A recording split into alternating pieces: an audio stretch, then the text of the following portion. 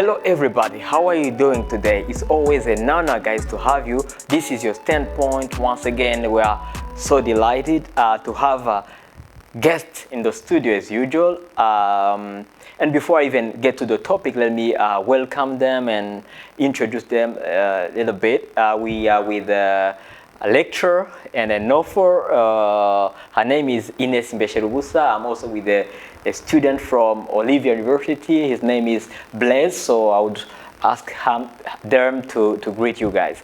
Let's start with a lady. I always start with a lady. Thank you, Patrick. Thank you for welcoming us here.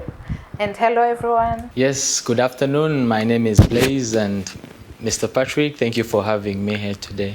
The pleasure is mine, and today we'll be talking about money again. I'm telling you, these days, I don't know this obsession where it came from, but I've been talking money these last days, and we're gonna talk about money again.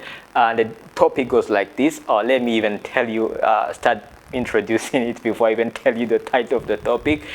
So we are seeing that thousands and thousands of people from Africa, they are trying to leave their respective countries. They're just willing to move to Western countries, and many countries in the world, some of them, they are called underdeveloped and others are called developed. So we see here, even the country in Burundi, some saying we are not really okay, we are not comfortable with what we have here. They even decide to sell what they have and just decide to go overside. So today we wonder, is it easy to be rich in Western countries whereas you were poor in Africa? So that's the question, and I go straight to the first question. Is try to a little bit to break down the topic and try to define the keywords of the topic. What is poverty? What do you think when they call somebody poor or when they call somebody rich? My definition of poverty is being in a state whereby you can't afford your basic needs as a person. That's my definition of poverty. And then do I have to define rich as well? Yeah, of course. So rich is being able to provide all the necessities that you want as a person, or even going beyond what you want. Yes, that's my definition of being rich. But some people say being rich is it depends on you. Sometimes some people say it depends on you. For him, being happy is being rich enough. Yes, that's it. Thank you, Blaise. I really second you. Yes. I will use two verbs. There is need and there is what you want.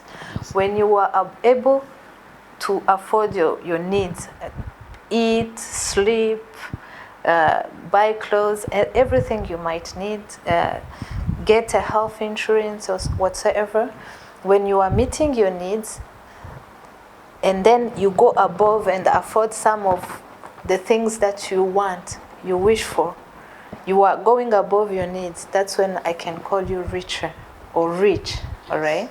But being poor is being below the need. You are unable to sustain yourself. You are unable to meet even the smallest of the needs, all right? Yes.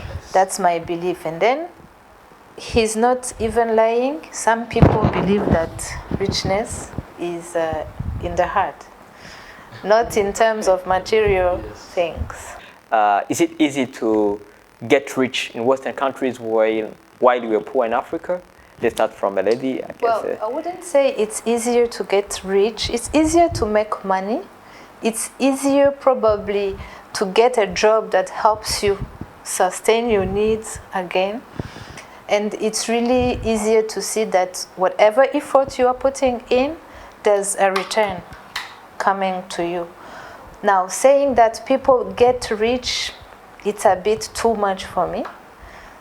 But compared to Africa, compared to our countries, probably they feel richer. And that's true in some aspects, because there are people who cannot make $1 in Africa, but when they reach there, they are making, I don't know, 20, 30, or I don't know how much per hour dollars, in terms of dollars. So yeah, it's maybe easier to make money in the Western countries. So when you make money, that's a way for you to become rich, right? Yes, that's a step toward richness. So that's why it's easy then. Yeah. You are confirming my. Yeah.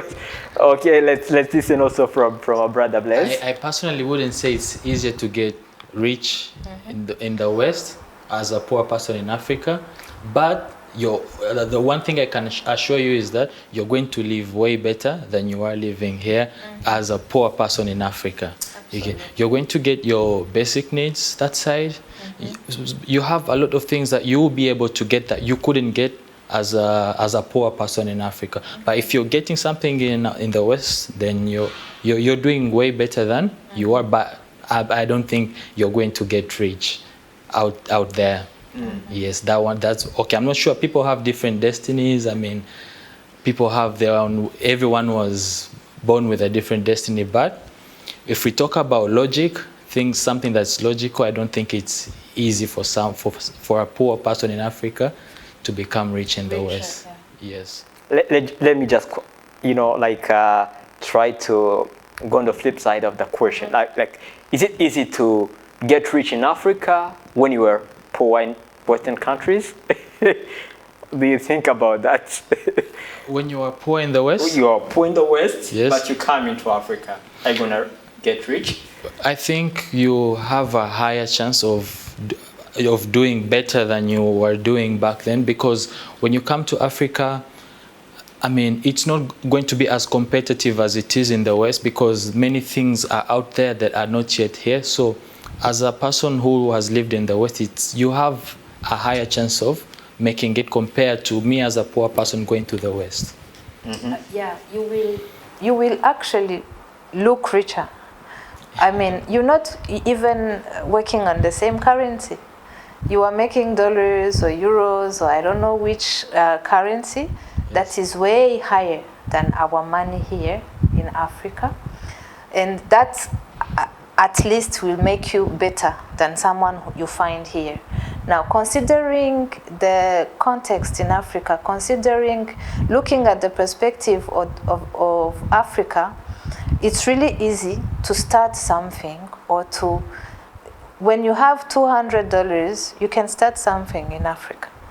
You can start a business. You can initiate a small thing that will bring in some money. So you are definitely richer than the person you find in Africa. But that as well, we have to have some kind of scales we are looking at. I mean, you're not going to find yourself richer than the richest of the Burundians here. Just because he's using Burundian money doesn't mean he's not making the same amount of money you're making. It's really interesting, some of the words that you're using. You choose well your verbs. Like you can look or you can feel richer when it's like it's not really true. But well, yeah. I'm an African. I'm like, let's fight in Africa. Let's fight in Africa. We see so many specialists here, but they even strive for going abroad, so as they just even become like bartenders, like small jobs. So why do many Africans despise or look down on small jobs, whereas they really prefer to go and do the same jobs outside their own countries? Some Africans despise the jobs, like you've said, because most of these people have been to school, they have studied, they have gone beyond, some even have PhDs. So it's due to that fact that they estimate their value, they believe they should be doing something that is worth their studies. And yet here in Africa, let's use Burundi as an example. Burundi is a country that has a lot of people that are unemployed. Most of them actually, educated, but have no jobs. Yeah. So for you as an educated person to get a job isn't as easy, because there are many people that are looking for the job, but they can't get it. So people overestimate themselves because they know they studied, and it's they want to do something that's worth their studies. That's why they underestimate those kinds of jobs. They want to do something that they believe is worth their studies. The other perspective, apart from the fact that being educated in Africa does not allow you to go into those small jobs and so on, there's also the aspect that in the Western countries, those jobs were given values. Like, there are professionals, there are people who are not highly educated, but it doesn't mean they are less of value in any way. Actually, there are some jobs that pay better because they consider you are putting yourself into danger, you are giving much more effort than the people who are in offices and so on. So it's really a matter of where are we and what are we doing of whatever we were given. In Africa, we are still considering that those small jobs are just done by people who are not educated. In the Western countries, they consider even passion can lead you to becoming a cleaner or a cook or anything because you love it. Yeah. Well, so I just want to bounce on what Blaise was saying. They consider themselves, they just overestimate themselves. That's the verb that he used. And he said sometimes it's not worth their studies. That's what they think. So do you think when you get a small job, while you have like PhDs, you are an expert in a given domain, do you think you should stay like idle or you have to go and work? I don't think staying idle is the best thing you can do. It's always good to have like a plan B. I mean, like I said, studying isn't a guarantee that you're going to get a job for what you studied for. So as you're looking for what you studied for, it's always good to have something on the side that will help you be able to afford your daily needs as a person. But as you look for what you need, like slowly, and yes, that's it. That's how I think it should be. Staying idle isn't the best thing you can do as a person. It's a very bad idea. Yes. Actually. Yeah, it's a very bad idea for real. But sometimes you see people neglecting or they don't say I can't work. Especially young people. Yeah. I don't know whether they just have to focus on what they see on screens, social media, whatever. But you find they say, no, the kind of job, it's not mine. I think there's definitely a mind shift that has to happen here, and realize that making money, as little as it is, that's still your money. And it's still helping you to achieve some of your needs or to achieve something. And little money will someday become a bit big. So we should not despise whatever we are given just because we studied a lot and whatsoever. I like Burundians when they tell young people, like, when you get children, that's when you will understand that you can do any job possible. Because when it's time to feed your children, you do not think twice. You do not think about your degree or anything. You just think about making money. All right? That's the idea we should embrace. Even if I have a PhD, selling some airtime for a while, if it's able to keep me 50,000 a month, I'll do that, because in 3 months I'll be richer than what I was previously. So I shouldn't be despising anything. Some people choose to invest outside their own countries. So do you think it's wise? I don't think it's wise. There aren't any jobs available. So investing here means you're creating job opportunities for other people, your fellow Africans. So investing outside isn't necessarily a good idea. Yes, it might be more productive than doing it here, but we should also consider the fact that there are many people here that also need these jobs. We are almost in a virgin land whereby anything you try might work, and might work in a very good way. Do you understand? So investors should be attracted by investing in Africa as long as they have security and whatsoever. They are safe, all right? And the other idea that I often talk about with my students, let's do things with objectives behind, all right? It's good that I get money to sustain my needs. It's good that I make money and even invest in a Western country. But it's also good that I keep in mind my mother country, come back to it, invest in it and try. Whatever you've never tried will always look like something impossible or something unfeasible. Just come, bring a little money, start something and see where it leads you. If you are investing in the Western countries, keep in mind it's for you to get a bit higher and then go back and try to bring Africa up. Let's keep our mother countries in mind. Let's not forget about them, and let's try, even if it looks difficult, and see what it brings out. Yeah, you know, you haven't yet quenched my fever. I'm still thirsty, like, because for an investor, what comes in his mind, first of all, is all about to get, like a lot of money, to see really his income is getting bigger and bigger, to see his empire being so huge, so tremendously. Sorry to break you off. Oh, come on, Let me add on what she has said. So, you see, Africa, like she said, Africa is a virgin land. There is nothing that you're going to invest in the West that hasn't been put there already. But here in Africa, there is a higher chance that it's still new here in Africa. So there is low competition here in Africa if you're to invest here. So investing in Africa would be the best choice as an investor, because as an investor, I don't want competition. I want to be the person that's doing that particular work. I want to be the only person in that domain. I don't want competition. So there is nothing that's going to be here that hasn't been done in the West.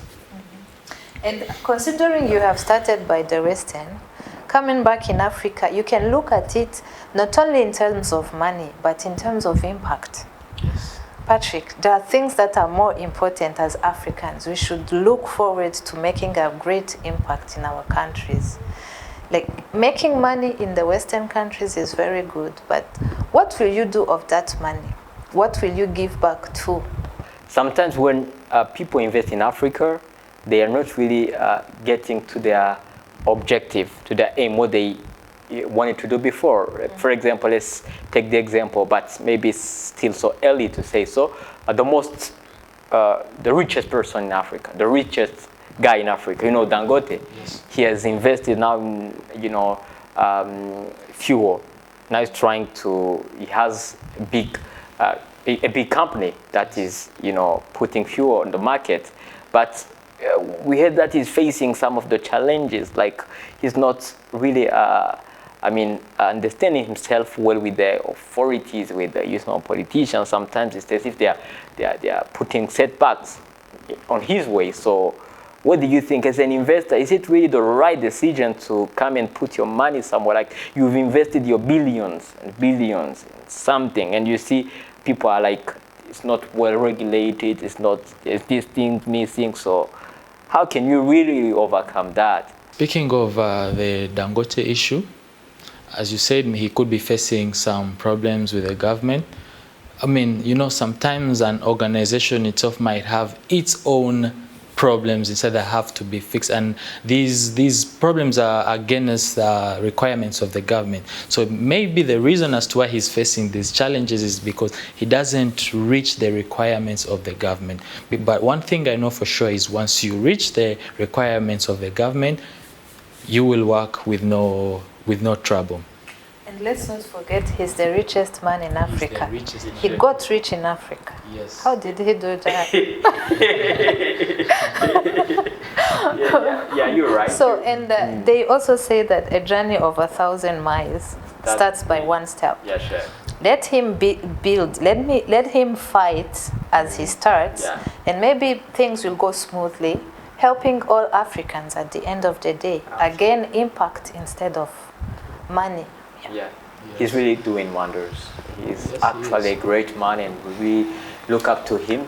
And let me ask this question about currencies. We know that currencies from Western countries are higher in value than what we have here in Africa. So don't you think that's also a reason of somebody to become wealthy? When you bring euros or dollars in Burundi, you will always look richer. If I'm seated with someone who has $100, I'll look at him and be like, he has a lot of money. with one bill, he might have even more than I make in a month, isn't it? Now they look, I keep on saying that because nothing assures us that these people coming back to Africa, whatever money they are showing they have, is their own money. Let's not forget that countries, Western countries, are countries whereby it's really easy to get loans. It's really easy to live above your means and be paying loans for years.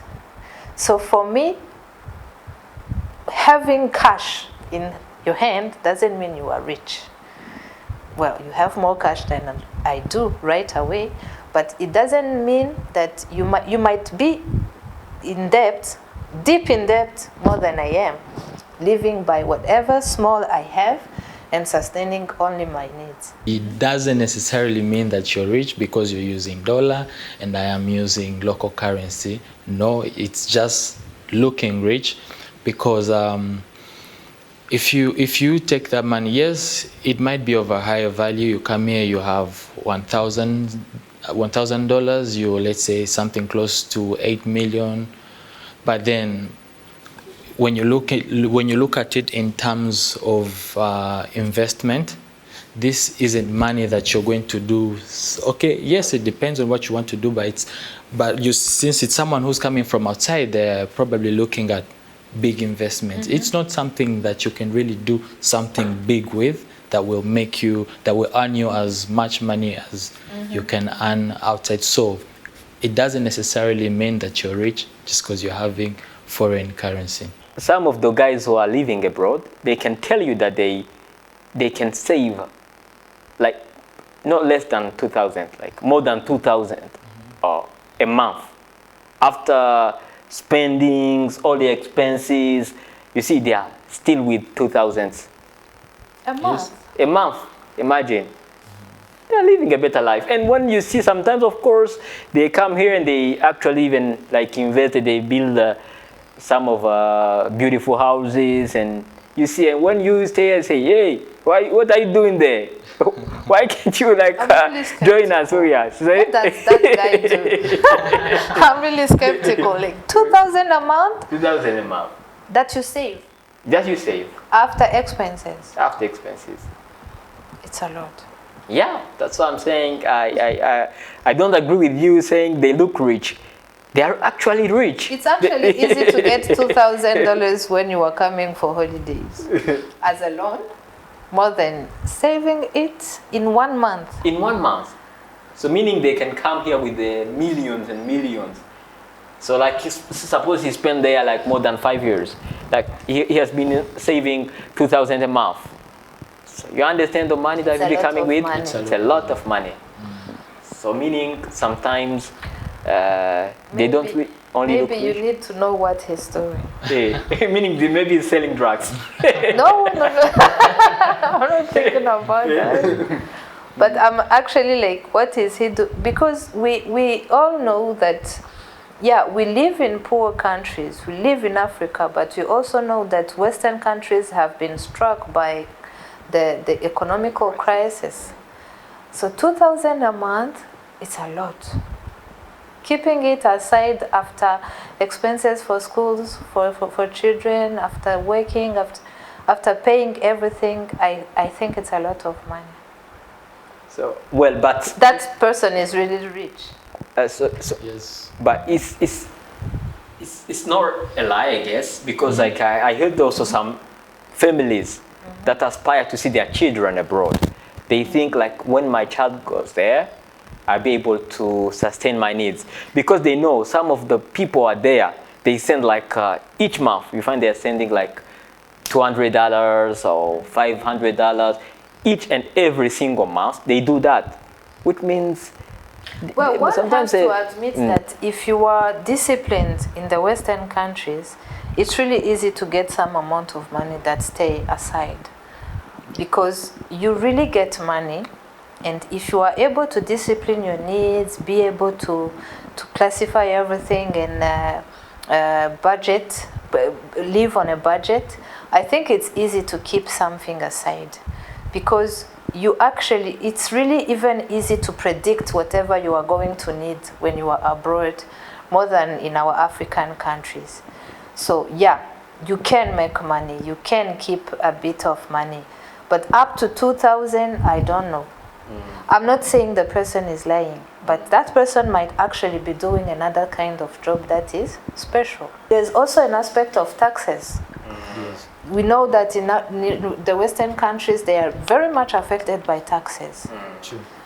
So it's really strange to hear that someone is making enough money to live on, and then he goes over and keeps 2,000. All right. Okay. Our brother here has been living in some of the countries like Kenya, but let's say South Africa, because this is also in the richest countries from Africa. Yes. So how is it there, like in terms of making money or the cost of life, of course, if comparing also to this country? I know you haven't yet lived enough time here, but you can make a simple comparison. Well, in terms of living, I would say Burundi is way cheaper to live in. That's for a fact. Burundi is way cheaper to live in. But if you're talking about job opportunities, let's talk about Uganda, where I've lived the longest. There are many things you can be doing as a young person that will earn you money. And the people I was studying with in Kampala, actually I think mindset also matters, because the people I was studying with in Kampala were telling me, I'm studying this because I want to start this and this and this. But when I came to Burundi, because I always ask someone, why did you choose to study that course?